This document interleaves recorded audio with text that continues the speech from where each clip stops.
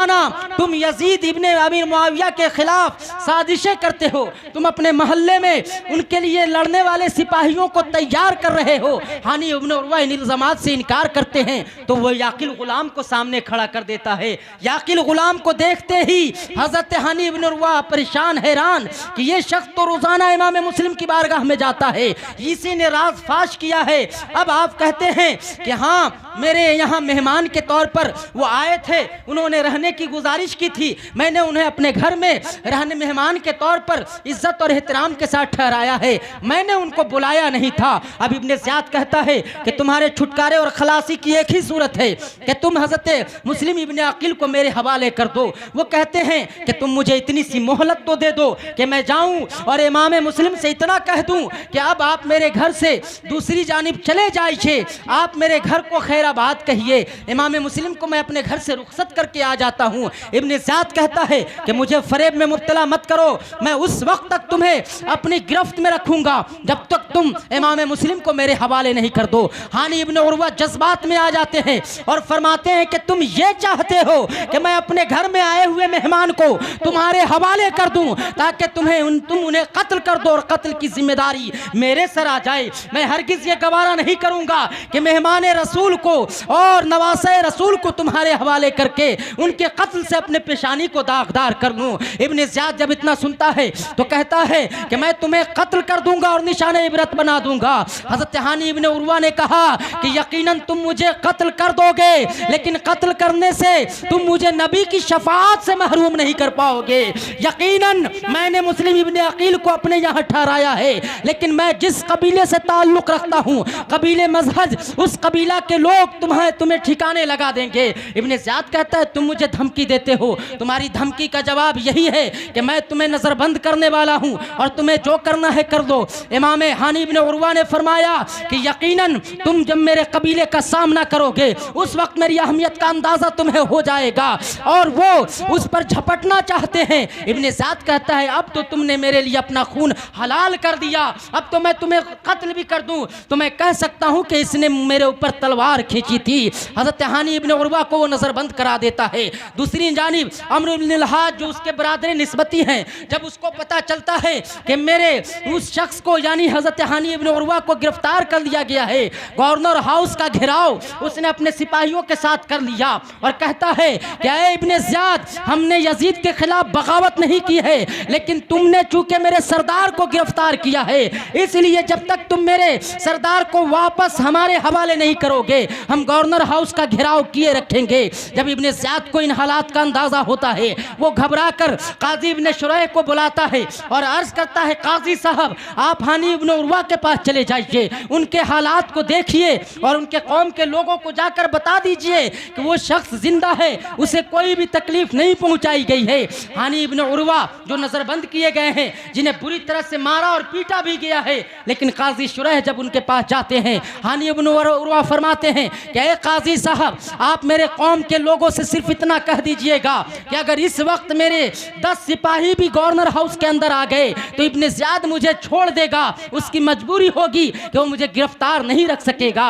अब जब काजी शुरैह जाते हैं इब्ने ज़ियाद उनके साथ एक जासूस लगा देता है जो हानी इब्ने उर्वा की बातें सुनता है और काजी साहब का रिमार्क भी देखता है। जब काजी साहब वापस उनके कबीले के लोगों के पास आते हैं तो यही देखते हैं कि जासूस उनके साथ है, इसलिए उन्होंने हानी इब्ने उर्वा का पैगाम नहीं पहुंचाया, सिर्फ इतना कह दिया कि कबीले मजहज के लोगों तुम्हारे सरदार जिंदा और सही सलामत हैं। जब इतना काजी साहब की जुबान से सुना है तो उस कबीले के लोग अपने आप को मुतमईन करके वापस चले जाते हैं। इधर इमाम अली मकाम के भेजे हुए नुमाइंदा हज़रत मुस्लिम इब्ने अकील को हालात का अंदाज़ा हो गया कि इब्ने ज़ियाद ने सख्ती शुरू कर दी है, अगर ज़्यादा ताख़ीर की गई तो कूफे के लोग अब हमारी बैयत से फिरने लगेंगे। अब अपने साथ अपने सिपाहियों को लेते हैं और गवर्नर हाउस का घेराव करते हैं और इब्ने ज़ियाद तक ये पैगाम पहुंचाते हैं कि मैं तुमसे कुछ बातें करना चाहता हूं। इमाम अली मकाम का ये नुमाइंदा कितना प्यारा और सीधा साधा है। हज़रत सदरुल्लाह फाजिल ने तो यहाँ तक लिखा है कि उस दिन जब उन्होंने गवर्नर हाउस का घेराव किया था आपके साथ 40,000 कूफा के सिपाही मौजूद थे। अगर उस दिन आपने गवर्नर हाउस पे हमला कर दिया होता तो ना सिर्फ इब्ने ज़ियाद बल्कि शाम में बैठे हुए यजीद के तख्त को भी आप ताराज कर कर दिए होते और उसे भी उमड़ते हुए सैलाब की तरह आप खचोखचाक और सैलाब और पानी में बहा कर लेकर चले गए होते। नारे तकबीर, नारे रिसालत, शहीद आजम कॉन्फ्रेंस, फैजान शहीद आजम, मसलके आला हजरत। सुभान अल्लाह, सुभान। इमाम हुसैन जब पैगाम भेजते हैं उस दौरान इब्ने ज़ियाद इसी वक्फे से फ़ायदा उठाता है और तमाम कबीले के रौसा को जिसने पहले ही नज़रबंद कर लिया था, उन्हें गिरफ्तार कर लिया है, अब उन रौसा उन सरदारों को बुलाता है और कहता है कि किले की छत पे चढ़ जाओ और अपने अपने कबीला के मोतबर और मुअस्सिर शख्सियात को अपने तौर पे खिताब करो, उन्हें समझाओ कि अगर वो लोग बाज नहीं आए और गवर्नर हाउस से वापस नहीं गए तो मैं उनके नस्लों को तबाह बर्बाद कर दूंगा और यजीद उनको किसी लायक नहीं छोड़ेगा। जब इब्ने ज़ियाद ने इतना डराया धमकाया तो वो तमाम सरदारान और रौसा जो थे बराए नाम वो सब किले की छत पे चढ़ते हैं और इमाम मुस्लिम के साथ जो उनके रिश्तेदार थे, उनके अहबाब थे, उनके अरबाब थे, उन सबको मुखातब करके कहते हैं कि ऐ लोगों, अपने घर वालों पे हम खाओ, अपने साजो सामान को बचाओ, अपनी ज़िंदगी पर तरस खाओ और उतना ना हो सके तो कम से कम इतना तो समझ लो कि अगर जो तुम इब्ने ज़ियाद को शिकस्त दे दोगे लेकिन उससे पहले ही वो हमें कत्ल कर देगा, इसलिए हमारी जान पे रहम खाओ और वापस चले जाओ। उन लोगों की तकरीर का ये असर हुआ कि इमाम मुस्लिम जिनके साथ गवर्नर हाउस के घेराव के लिए 40,000 लोग पहुंचे थे, बताया जाता है कि जब इमाम मुस्लिम ने मगरिब की नमाज पढ़ाई है तो सिर्फ 500 लोग बच गए और जब आप नमाज से फारिग हुए हैं तो अब मस्जिद से निकलने वाले तने तनहा शख्स हैं। अब इमाम मुस्लिम हैरान परेशान कि कूफा के लोगों ने तो बदअहदी कर दी है और इधर मैंने इमाम के नाम खत रवाना कर दिया है जिसमें मैंने ये लिखा है कि लोग पुरखुलूस हैं, लोगों के दिल में आपकी मोहब्बत है, लोगों के दिल में आपकी अकीदत है, आप चले आइए, लोग आपके नाम की बैत कर रहे हैं। जब इमाम ने इतना सोचा है, थकान महसूस होने लगी है, आप चलते हैं, रास्ते में आपको प्यास लगी, एक बूढ़ी औरत को देखा जिसका नाम तौवा बताया जाता है, वो अपने बेटे की आमद का इंतजार कर रही है, शाम का अंधेरा हो चुका है। हजरत इमाम मुस्लिम ने तौवा उस बूढ़ी माई से पानी तलब किया है, वो जाती है प्याले में पानी लाती है, इमाम मुस्लिम पानी पीते हैं फिर प्याला वापस कर देते हैं। वो तौवा बूढ़ी माँ अपने घर में गई, वापस आई, क्या देखती है, इमाम मुस्लिम अभी भी अपनी जगह पे बैठे हुए हैं। वो कहती है कि ऐ शख्स, तुम कहाँ से आए हो, तुम अपने घर क्यों नहीं जा रहे हो। इमाम मुस्लिम मचल जाते हैं, फरमाते हैं कि मेरा कोई घर और कोई ठिकाना नहीं है, मैं मुसाफिर हूँ, मेरे लिए किसी मुसाफिर खाने का दरवाज़ा भी नहीं खुला है, मैं मुस्लिम इब्ने अकील हूँ, मुझ पर इब्ने ज़ियाद ने यहाँ की सरजमीन को तंग कर दिया है और यहाँ के लोगों ने मुझसे बदअहदी और बेवफाई की है, उन्होंने हमें बुलाया था, हम उनकी दावत पर आए थे, लेकिन आज हमारी पुष्पनाही और ताउन के लिए कोई मौजूद नहीं है। जब वो माई इतना सुनती है, बेचैनो बेकरार होती है और कहती है कि ऐ मुसाफिर, है मुस्लिम इब्ने अकील, आइए मैं आपको अपने घर में ठहराती हूँ। वो उनके घर में अपने घर में ठहराने का इंतज़ाम करती है, फर्श लगाती है, आपके आराम व आशाइश का हर एक ख्याल रखती है, उनके घर में खाना पानी मुहैया करती है और फिर अपने बेटे का इंतज़ार करती है। उसका बेटा जो शराबी था, दिन भर लफंगों की तरह घूमा करता था, जब रात को अपने घर आया है और अपनी माँ की चहल पहल देखी है, बार बार उस कमरे में आती जाती हैं, तो उसने नोट किया कि हो ना हो कोई मेहमान आया हो। वो पूछता है कौन है, माँ बेचारी सीधी सादी बता देती है कि मुस्लिम इब्ने अकील है, आज हमारी किस्मत का सितारा बुलंदी पर है, अहले बैत का एक शहजादा हमारे घर पे आया है, हम आज उसके मेज़बान है, वो आज हमारा मेहमान है। जब वो शख्स इतना सुनता है, रात उसकी बेचैनी में गुजरती है, सुबह होते ही वो मोहम्मद इब्ने आशस जो इब्ने ज़ियाद के सिपाहियों में से एक सरकर्दा सिपाही है, उसके पास जाकर वो शख्स बता देता है, वो अपने बाप को बताता है, मोहम्मद इब्ने आशस इब्ने ज़ियाद को जाकर सारा किस्सा सुना देता है कि तौवा के घर में हज़रत मुस्लिम ने पनाह ली है। हज़रत मुस्लिम इब्ने अकील रज़ी अल्लाह तआला अन्हु के गिरफ्तारी के लिए वो मोहम्मद इब्ने आशस के सरबराही में एक छोटा सा लश्कर भेजता है, जिस पे चंद सिपाहियों में वो उमैर इब्ने हुमरान भी था। जब वो सब आते हैं, इमाम मुस्लिम घोड़ों की टाप की आवाज़ सुनते हैं, समझ जाते हैं कि इब्ने ज़ियाद ने मेरे लिए सिपाहियों को भेजा है। आप हुजरे से निकलते हैं, तलवार निकालकर जंग की तैयारी में आप बिल्कुल सरगर्दा हैं, अपने आप को आमादा करते हैं कि अगर इब्ने ज़ियाद के सिपाही आ गए तो आसानी से गिरफ्तार नहीं होना है, बल्कि उन्हें वासिले जहन्नम करते जाना है। जब वो सिपाही आए हैं, आपसे उन्होंने कहा कि इब्ने ज़ियाद ने बुलाया है, आपने इनकार किया। अब तलवारें चलने लगी हैं। वो अहले बैत का शहजादा हज़रत शेर खुदा के घर का शेर नर जब अपनी तलवारें चलाता है, किसी की हिम्मत और मजाल नहीं कि उसके करीब और उसके रेंज में जा सके। हज़रत मुस्लिम इब्ने अकील बहुत बहादुरी के साथ अपनी तलवार गर्दिश कर रहे हैं और तलवार की जद में जो भी आता है या तो जख्मी हुआ या कत्ल हो गया। हज़रत मुस्लिम इब्ने अकील से जब वो लोग तलवार की जंग ना जीत सके तो आप छत पर चढ़ जाते हैं, पत्थरों से हमला करना शुरू कर दिया, आग का गोला बनाना फेंक कर दिया और फेंकना शुरू कर दिया। जब इस कायराना तरीक़े जंग को इमाम मुस्लिम ने मुलाहजा किया, घर से बाहर निकल गए और तलवार चलाते रहे हैं। इस दौरान वो बुकैर इब्ने हुमरान जो है, जिसके तलवार से आपका ऊपर वाला होंठ कट जाता है और 2 दांत भी शहीद हो जाते हैं। अब इमाम मुस्लिम थक कर चूर हैं, दीवार से टेक लगाते हैं, जब तक मोहम्मद इब्ने अशद चिल्लाता है कि मैं आपको अमान देता हूँ। इमाम मुस्लिम फरमाते हैं मुझे तेरे अमान पर भरोसा नहीं है। वो बार बार इल्तिमास करता है कि इमाम मुस्लिम आप मेरी बात पर भरोसा कीजिए, मैं आपको अपने अमान में लेता हूँ, मैं आपको कोई भी तकलीफ नहीं पहुँचने दूंगा। इमाम मुस्लिम उससे अहद लेते हैं कि क्या तुम अपने वादे पर कायम रहोगे, क्या तुम वफादारी करोगे, क्या तुम बदअहदी नहीं करोगे। जब मोहम्मद इब्ने अशद भरोसा दिलाता है, इमाम मुस्लिम अपनी तलवार म्यान में रखते हैं, उधर उनको गिरफ्तार किया जाता है। जब रास्ते में चलने लगे कि उनकी तलवार निकाल ली गई। इमाम मुस्लिम इन्ना लिल्लाहि व इन्ना इलैहि राजिऊन पढ़ते हैं और कहते हैं कि ये तुम्हारी पहली बदअहदी है, ये बेवफाई का पहला कदम तुमने उठाया है।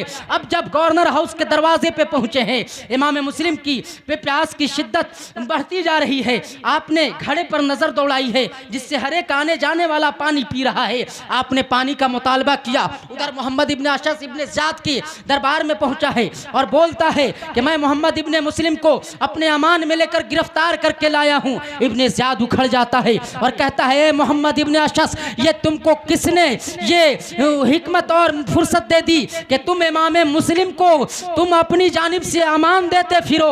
मैंने तुम्हें गिरफ्तार करने के लिए भेजा था, अमान देने के लिए नहीं भेजा था। माज़अल्लाह। अब हज़रत इमाम मुस्लिम पानी का तकाजा किए हैं। यजीदियों ने पानी देने से इनकार किया, लेकिन उक़बा इब्ने अम्मारा ने अपने गुलाम को इशारा किया, पानी का प्याला बढ़ाया गया। हज़रत इमाम मुस्लिम जब पानी का प्याला अपने होंठों से लगाते हैं, ऊपर वाला होंठ चूंकि कट चुका है, खून का फव्वारा जारी है, पानी के प्याले में खून गिरता है, पानी का रंग बदल जाता है। इमाम मुस्लिम प्याला बदलते हैं, दोबारा पानी लेते हैं, फिर उसमें खून गिरता है, पानी का रंग बदल जाता है। ऐसे ही 3 मरतबा होता, प्याला वापस करते हैं और कहते हैं कि अब मेरी किस्मत में पानी का एक कतरा भी नहीं है, अब मैं चलता हूँ आगे। इब्ने ज़ियाद के दरबार में जब आपको पेश किया गया है, इब्ने ज़ियाद के दरबार में पहुँचते ही इब्ने ज़ियाद नफरत के साथ आप पर मुस्कुराते हुए देखता है और कहता है कि ऐ मुस्लिम इब्ने अकील, ये तुम ही हो जो कूफा के मुसलमानों के दरमियान तफरका पैदा करने के लिए आए हो। तुमने यहाँ के लोगों, यहाँ के मुसलमानों के इत्तेहाद व इत्तेफाक को पारा पारा कर दिया है। तुमने यहाँ पर भाई को भाई के खिलाफ लड़ाना शुरू कर दिया है। इमाम मुस्लिम फरमाते हैं हरगिज़ नहीं, ये झूठ है, हम कूफियों की दावत पर आए हैं। जब हमें मालूम हुआ कि तुम्हारे बाप ने नेक लोगों को कत्ल किया है, बेगुनाह लोगों के कत्ल से उसकी तलवार खून आलूद हो गई है, तब हम यहाँ पर आए हैं ताकि अदल इंसाफ और तालीमात कुरान की दावत दे सके। अब इब्ने ज़ियाद आप पर तोहमत लगाते हुए कहता है कि ऐ मुस्लिम इब्ने अकील, जब आप मदीना में शराब पीते थे तब ये इंसाफ की दावत कहाँ गई थी।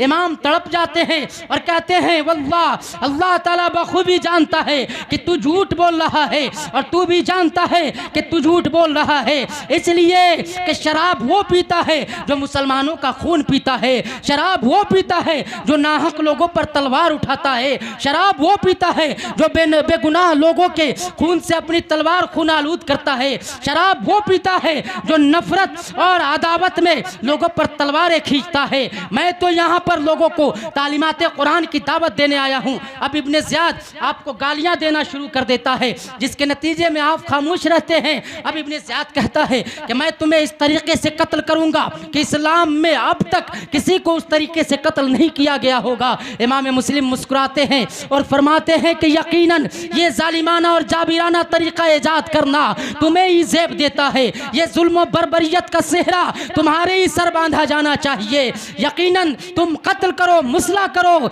ये तुम यजीदियों को ही ज़ेब देता है। अब इमाम मुस्लिम ने जब इतना कहा है, इब्ने ज़ियाद आप पर गुस्से से लाल होते हुए अपने सिपाहियों को हुक्म देता है कि ये इन्हें ले जाकर कत्ल करो और छत से इनकी लाश को फेंक दो। इमाम अली मकाम जब जाते हैं, इन्ना लिल्लाहि व इन्ना इलैहि राजिऊन पढ़ते हैं और तौबा और इस्तिग़फ़ार करते हुए दुआओं में मसरूफ़ हैं, आंखों से आंसू जारी हैं। एक सिपाही कहता है कि मौत के डर से अभी आंसू निकलने लगे। इमाम फरमाते हैं, अरे वो बदबख्त, मौत के नाम से कौन डरता है? अरे मौत तो हमारे लिए जाम शहादत है। मैं तो इस फिक्र में रो रहा हूं कि मैंने अपने इमाम को खत लिख दिया है कि ऐ इमाम चले आइए, कुफा के लोग वफादारी करेंगे। ऐ इमाम चले आइए, कुफा के लोग आपके साथ मोहब्बत और खुलूस से पेश आएंगे। ऐ इमाम चले आइए, कुफा के लोग आपके हाथ पर बैयत कर लेंगे। मुझे तो इस बात पर अफसोस आ रहा है कि इमाम मेरे खत को पढ़कर चल दिए होंगे और यहाँ कुफा के लोगों ने मेरे साथ बेवफाई कर दी है।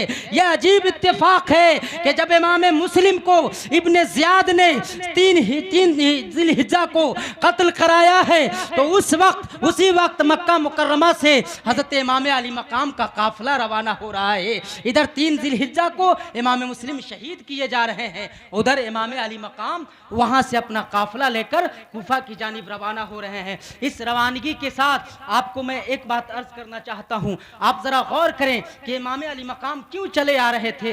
रास्ते में बहुत सारे लोग मिले हैं जिन लोगों ने अपने अपने अल्फाज में लगभग एक ही गुजारिश की है कि इमाम कुफा मत जाइए, ए इमाम कुफा मत जाइए। हद तो ये है कि जब आप मक्का मुकर्रमा से चलने लगे हैं तो हज़रत अब्दुल्लाह इब्न जाबिर ने आपसे इतना कहा था कि आप मक्का में रुकिए, हम आपके ऊपर आपकी पुष्टपनाही और ताउन इमदाद के तौर पर एक लश्कर तैयार करेंगे और आपके ताउन के लिए हम उस लश्कर को यजीद के खिलाफ लड़ने के लिए भी तैयार कर लेंगे। इमाम अली मकाम ने फरमाया था कि मैंने अपने बाबा जान से एक हदीस शरीफ सुनी है जिसका मतलब यह है कि एक मेंढा है जिसकी वजह से काबा मुकद्दसा की हुर्मत पामाल हो जाएगी।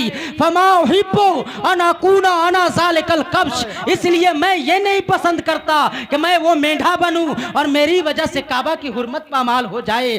तमाम बुजुर्ग साहबे किराम ने नारे तकबीर, नारे रिसालत, फैज़ाने इमाम हुसैन, शुहदाए करबला, शहीद आज़म कॉन्फ्रेंस। मैं ये अर्ज़ कर रहा हूँ कि जब इमाम अली मकाम मक्का मुकर्रमा से चले हैं, लगभग अपने अपने अल्फाज अपने अपने तरीके से 20 लोगों ने आपसे मना किया कि ऐ इमाम आप वापस आ जाइए, ऐ इमाम आप कुफा की जानिब मत जाइए, ऐ इमाम कुफा के लोग अच्छे नहीं हैं। आपको मैं ये अर्ज़ करूं कि अम्र इब्न सईद जो मक्का मुकर्रमा का गवर्नर है वो भी अपने सिपाहियों को भेजता है ताकि इमाम को मक्का में ही रोक ले, आगे ना बढ़ने दे। लेकिन इमाम के जानिसारों ने उसके सिपाहियों के साथ लड़ाई झगड़ा करके तलवारें निकाल के उनको इस बात के लिए मजबूर किया कि वो सब वापस चल जाए, इमाम के रास्ते में रुकावट ना बने। अब मकाम सफ़ाह में फरजदक शायर मिलता है, उससे इमाम अली मकाम इराक कुफा बसरा के हालात पूछते हैं तो कहता है ऐ इमाम आप कुफा किस लिए जा रहे हैं? कुफा के लोगों के दिल तो आपके साथ हैं लेकिन तलवारें बनु उमैया के साथ हैं, आप जाइएगा उनकी तलवारें आपके खिलाफ निकल आएंगी, इसलिए आप कुफा तशरीफ ना ले जाएं। फिर आप एक कुएं के पास रुके हुए हैं कि आपके भांजे औनो मोहम्मद हज़रत अब्दुल्लाह इब्न जाफ़र की तरफ से खत लेकर पहुंचते हैं जिसमें यह लिखा हुआ है कि इमाम आप जहां हैं वहीं रुक जाइए, मैं मक्का के गवर्नर अम्र इब्न सईद से अमान का परवाना लेकर आ रहा हूं, आप बिल्कुल आगे ना बढ़ें। इमाम अली मकाम औनो मोहम्मद को देखते हैं और अब्दुल्लाह इब्न जाफ़र के खत को पढ़ते हैं।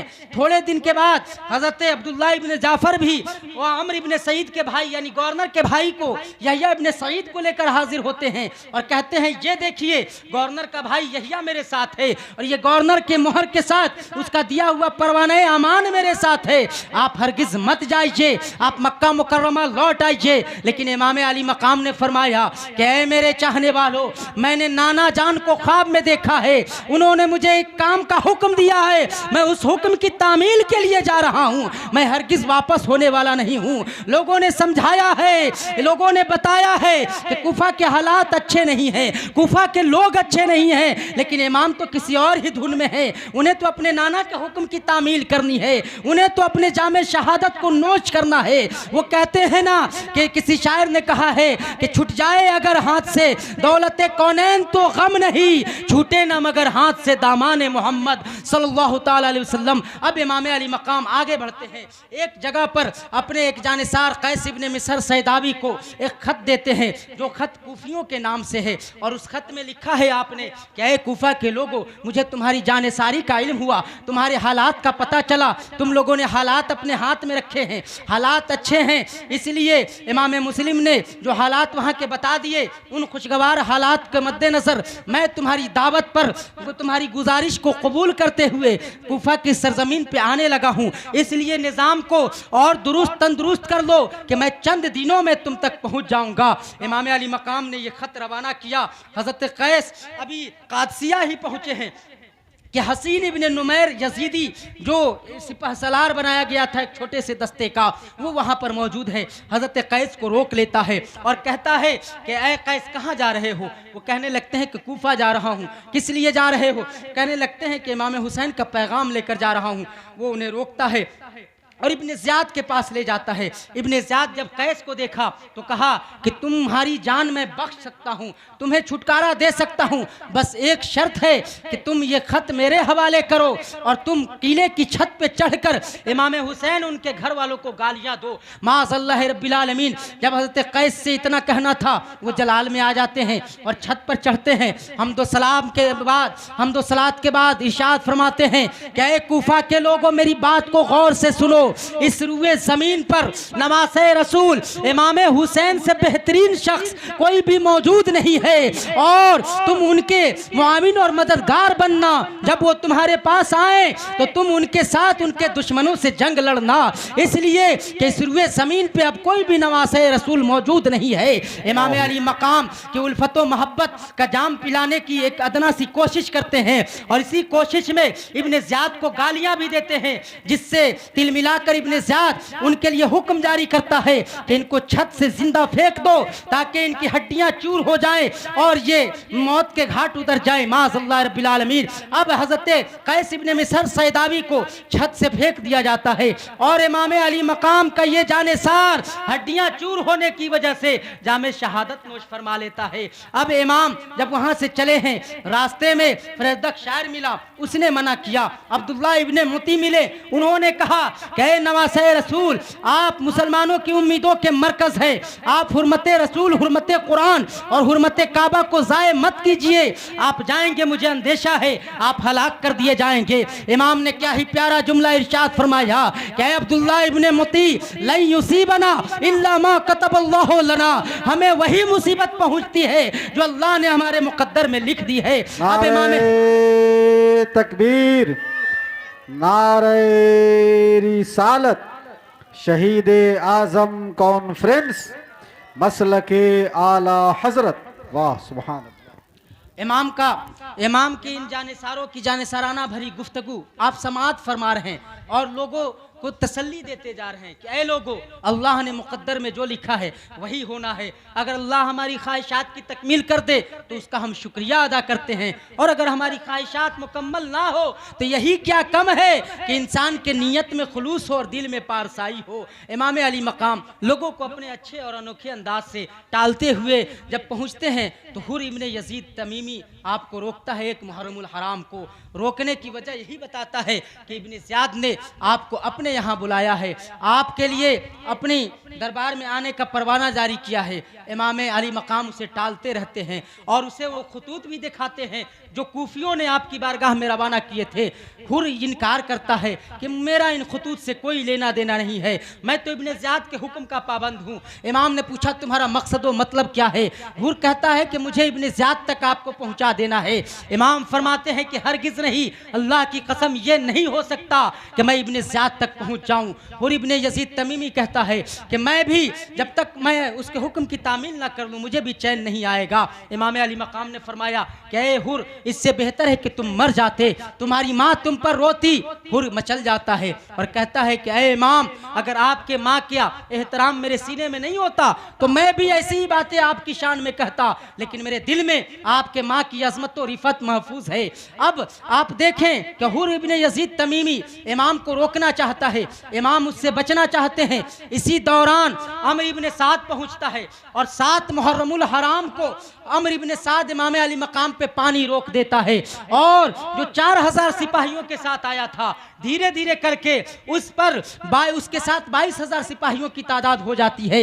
एक बात मैं अर्ज करना चाहता हूँ, इमाम के साथ सिर्फ 72 नफूसे कुदसिया थे, लेकिन उनकी हैबतो जलाल का ये आलम था यजीदियों पर कि हाशमी शेरों की बहादुरी का सिक्का और उनकी अजमतों रिफत और जलाल का सिक्का इस तरह से बैठा हुआ था कि उन यजीदियों को मालूम था कि अगर इन हाशमी शेरों का मुकाबला करना है तो तने तनहा मुकाबला नहीं किया जा सकता। इसलिए 1, 2, 3, 4 या 100 गुने पे इक्तिफा नहीं किया गया, बल्कि 22,000 के सिपाहियों को 22,000 की तादाद पर मुश्तमिल लश्कर को वहां रवाना किया गया और उस पर मजीद ये कि पानी का एक एक कतरा आपके लिए रोक दिया गया। यानी उन कूफियों के दिल में भी ये बात बैठ चुकी थी कि अगर इन हाशमी शेरों का मुकाबला करना है तो पहले तो अपनी तादाद बढ़ानी है और दोबारा उन पर पानी रोकना है। इसलिए कि अगर इन हाशमी शेरों को पानी मिलता रहा, खाना मिलता रहा, तो यह हाशमी नौजवान और बहादुर एक एक करके हम यजीदियों को वासिल जहन्नम करते रहेंगे। अब इमाम अली मकाम के बहादुर शेरों ने, नौजवानों ने अपनी अपनी जान सारी का सिक्का जमाया है और अपनी जान रहते तक इमाम अली मकाम को एक खून का कतरा तक नहीं बहाने दिया। लेकिन एक शायर ने क्या ही खूब कहा कि ये हुसैन तेरा ही काम था, सभी अपने लाल फिदा किए, जो नाम जमा जो रंग बहार का तो लहू भी अपना मिला दिया। और एक शायर ने कहा है कि गवाही देती है आसिफ जमीन करबो बला के लहू से फूल खिलाना हुसैन जानते हैं।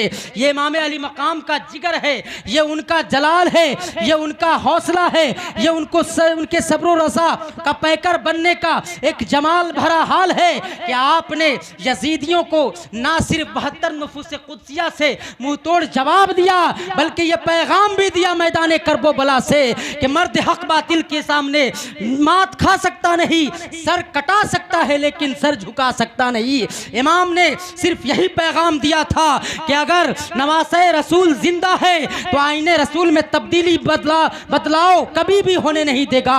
अगर नवासे रसूल जिंदा है तो वो दिन जो कंप्लीट हो गया और जिसका मुस्तैद जां फजा मैदान अरफात में सुनाया गया, उस दिन के कंप्लीटेशन के बाद किसी को भी उससे छेड़छाड़ करने की इजाजत नहीं दी जाएगी। किसी को भी आईने कानून और कानून शरीयत में बदलाव करने का कोई भी मौका नहीं दिया जाएगा।